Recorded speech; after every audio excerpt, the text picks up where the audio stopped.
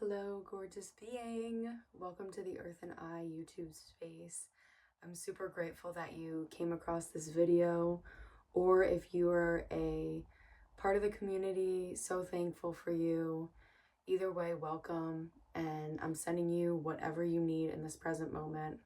Whether you need peace, acceptance, love, a little hard love, I'm sending that your way.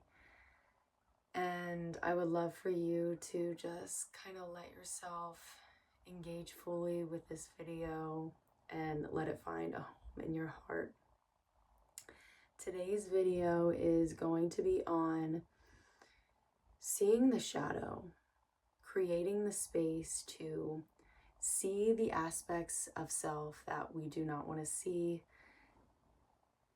kind of diving into a little bit in how sabotage plays into that, the why, the big question why, and walking away with a renewed sense and strength in facing the things that we may not want to face. We all have these aspects that we know are not serving. It's a continual thing. As we grow, something else comes into that place. We're going to talk about how navigating that right now. When we find ourselves in a situation where we are coming to a head with a pattern, with a behavior, with something sabotaging, finding the strength to trust the release process is so key. We are going with it, not against it. A lot of times we want to control how it leaves our lives, but that's not progressive. It's in that surrender that we move forward. And I think that's a big, big test almost from God in seeing on, are you really going to trust me? Are you really going to follow me?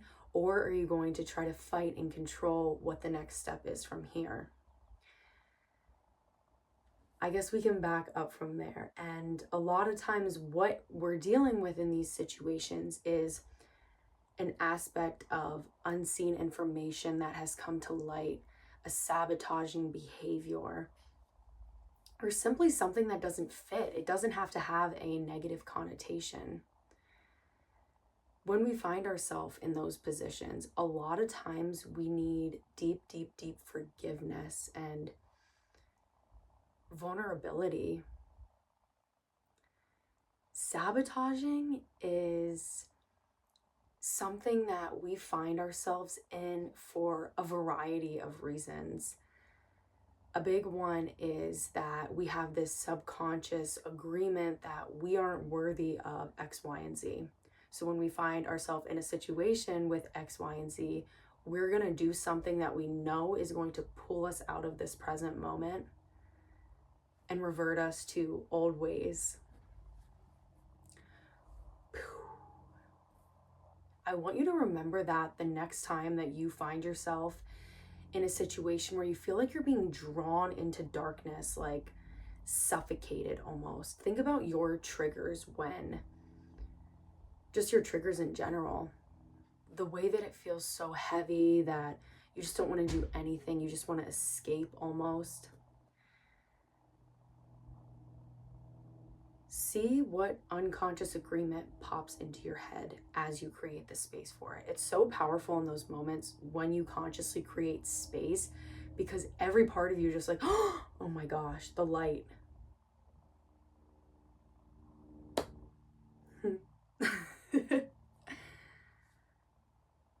The big why. I feel like asking ourselves why is just like the ultimate answer in itself. You don't even have to answer it, just asking why. It's so much care and curiosity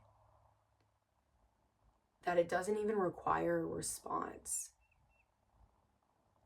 That kind of ties into this discussion.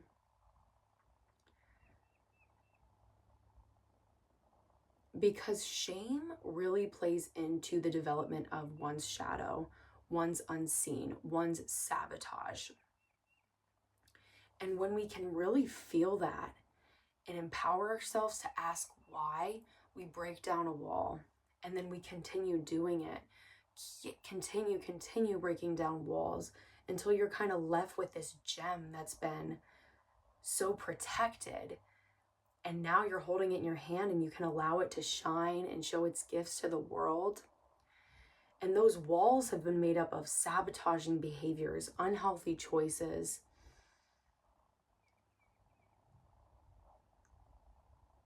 And sometimes all they want to be asked is why, so that they can feel heard, seen, known. Everything wants to be known. Everything has a desire to be known. Yes, every aspect of yourself has that desire as well. And as the consciousness, it's our job to explore and to be drawn to the places that we feel like are calling for our attention, even if it's being done in very unhealthy ways. That's a big shadow theme, is that we start experiencing these really unhealthy, nasty, almost thoughts, behaviors, feelings, impulses. And growing in consciousness is a realization that a part of me is trying to communicate. We get overpowered by our emotions, and that leads us to play out those experiences rather than see them as a sign, acknowledge them healthily, and then dive into that part of ourselves. I wrote down shadow freedom. And it's not, just as I read that, I connect the fact that freeing our shadow isn't the same as eliminating it. Freeing our shadow is allowing an aspect of ourselves to be free to communicate, free to flow, free to be, instead of being chained up, contained, and limited.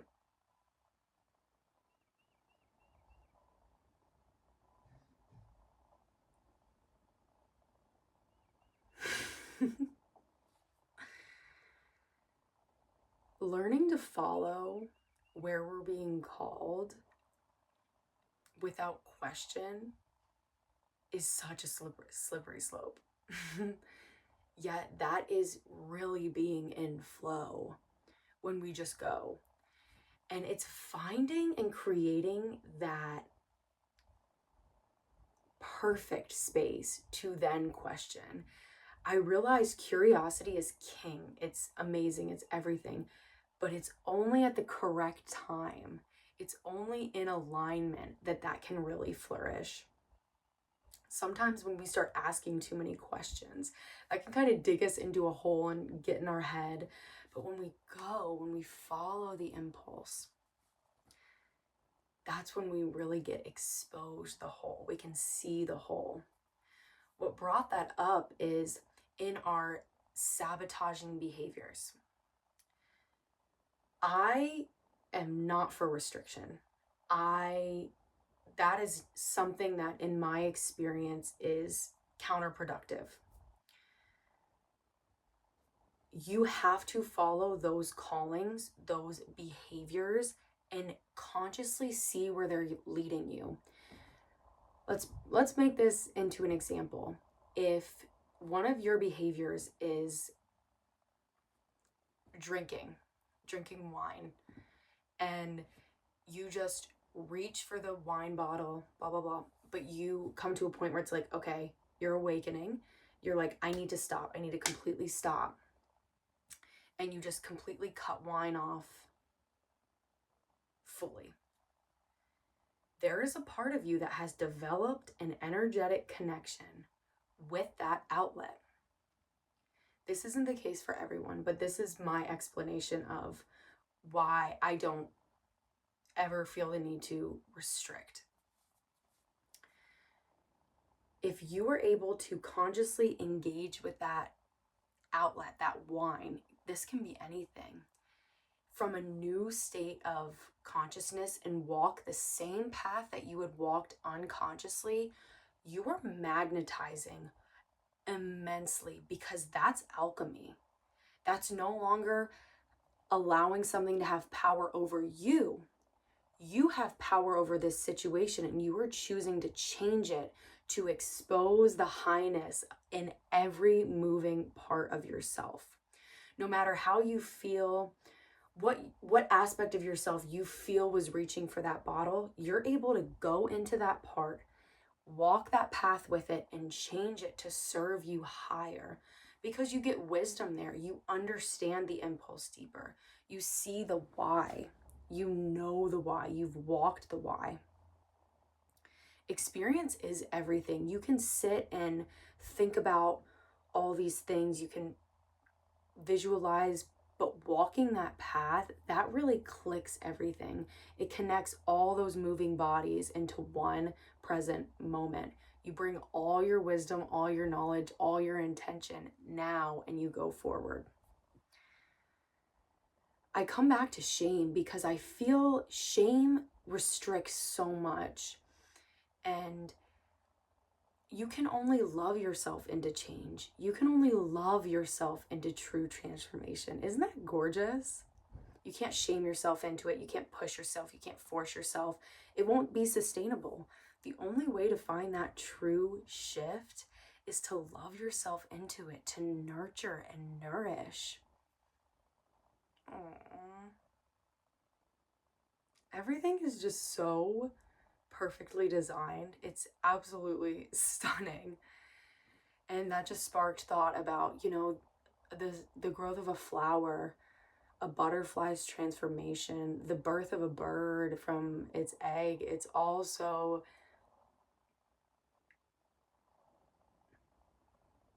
soothing, smooth. Interacting gently with the harshest and hardest parts of yourself is a love that is indescribable.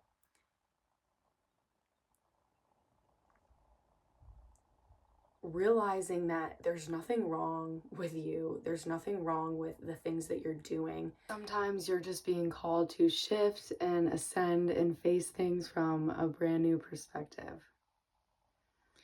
It's truly a beautiful thing because only you will understand, only you will know the why. I'm going to wrap up the video here. Before we part ways, I just want to reaffirm that everything is unfolding as it must. Washing away the labels and the limitations that we've once placed on our aspects of self, on our feelings, on our patterns, those are no longer of service. Listening to the depths within, to our true intuition, that will bring everything to fruition. Face everything in love. Be gentle, be understanding. I'm sending you whatever you need in this present moment, as always. And I wish that you walk away from this with a renewed sense of love and clarity in those moments that have felt so chaotic and so darkening. And you see them as beautiful opportunities to grow and shift and to understand and love yourself deeper. You're always being divinely guided. It's working out. It's truth. The truth will always ascend. As long as you create the space, the truth will shine. It will show you what you need to see. But remember, sometimes we don't always want to see that, and that's okay. Until next time, my loves, thank you, thank you, thank you. Here's to a beautiful day and a beautiful life. Until next time.